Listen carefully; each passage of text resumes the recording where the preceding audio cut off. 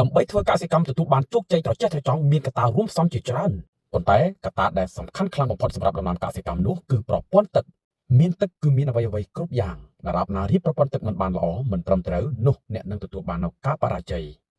ចំពោះការរៀបប្រព័ន្ធទឹកតាមការនឹកឃើញតាមអារម្មណ៍ឬតាមគ្នាដោយគ្មានបច្ចេកទេសច្បាស់លាស់នោះប្រាកដណាស់នឹងត្រូវធ្វើ2ទៅ3ដងឬជួសជុលឥតឈប់ឈរដែលធ្វើឲ្យយើងខាតបង់ពេលវេលាលុយកាក់កម្លាំងកាយជាពិសេសទិន្នផល Clinic កសិកម្មសេរីប្រឹក្សាយោបល់លើប្រព័ន្ធទឹកសម្រាប់ចម្ការជាលក្ខណៈកសិពាណិជ្ជកម្ម